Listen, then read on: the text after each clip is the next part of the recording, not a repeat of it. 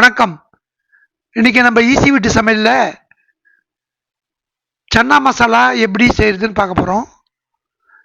நம்ம வீட்டில் சுலபமான முறையில் ஆண்களும் பெண்களுமே இந்த சமையலை செய்துக்கலாம்.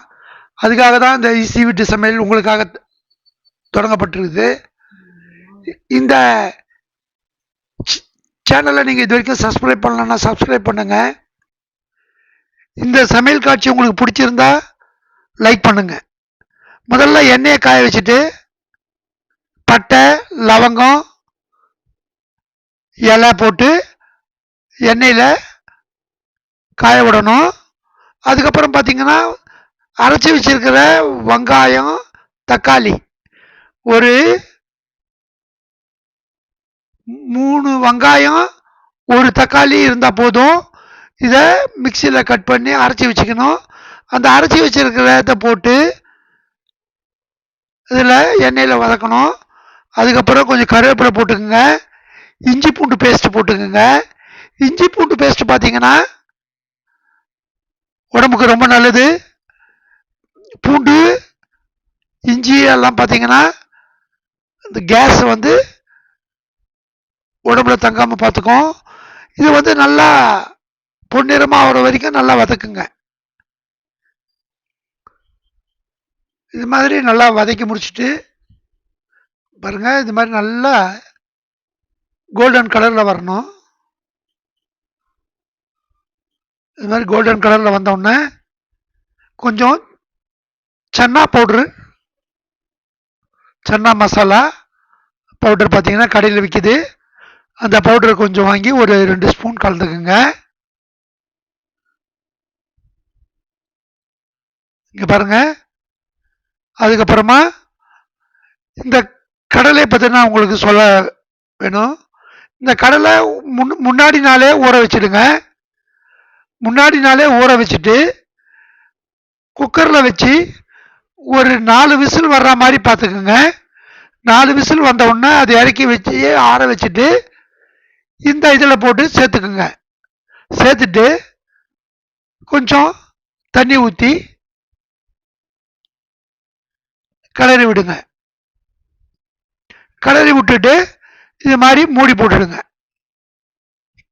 மூடி போட்டு கொதிக்க விடுங்க. இது பாருங்க, நல்லா கொதிச்சுது. இன்னும் கொஞ்சம் அந்த சன்னா பவுடரை கொஞ்சம் மேலே லேசாக தூவி விட்டோம்னா அந்த சன்னா மசாலாவுடைய வாசனை நல்லாயிருக்கும். அதுக்கப்புறம் பார்த்தீங்கன்னா இது கொஞ்சம் திக்காகணும்னா நம்ம ஏற்கனவே கொஞ்சம் அந்த அந்த சன்னாவை கொஞ்சம் எடுத்து வச்சுக்கணும். அதை எடுத்து வச்சு மிக்சியில் வச்சு நல்லா பவுட்ராக்கி இதில் நல்லா கொதித்து அது ஒரு கெட்டியான பதம் வர்றப்போ அந்த அரைச்சி வச்சிருக்கிற அந்த பவுடரை போடணும். இங்கே பாருங்கள், இந்த அரைச்சி வச்சிருக்கிற அந்த சன்னா பவுடரை போட்ட உடனே கொஞ்ச நேரம் கொதிச்சு உடனே பார்த்தீங்கன்னா இந்த சன்னா மசாலா பார்த்தீங்கன்னா நல்லா கொஞ்சம் திக்காயிடும். இங்கே பாருங்க, ஒரு 4 கொதி வந்த உடனே பார்த்தீங்கன்னா சன்னா மசாலா திக்காயிடுச்சு.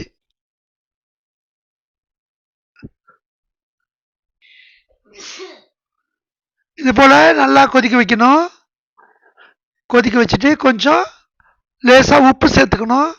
உப்பு அதிகமாக போடாதீங்க, கொஞ்சமாக போட்டுக்குங்க.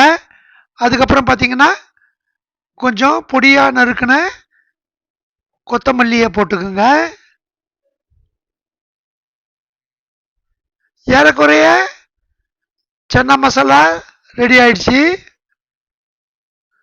இதில் நல்ல டேஸ்ட் வேணும்னா நம்ம சமையல் ஆரம்பிக்கிறதுக்கு முன்னாடியே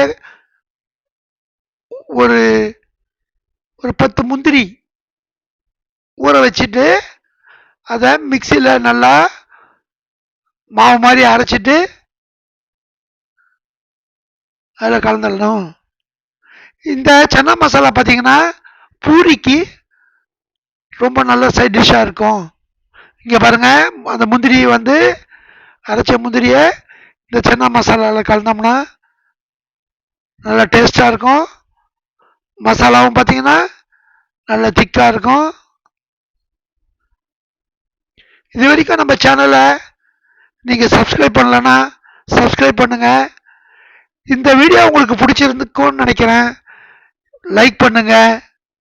எங்கள் சேனலில் நீங்கள் சப்ஸ்கிரைப் பண்ணுறது மூலம் இது மாதிரி சிம்பிளான ஈஸியான சமையலை நீங்கள் தொடர்ந்து பார்க்கலாம்.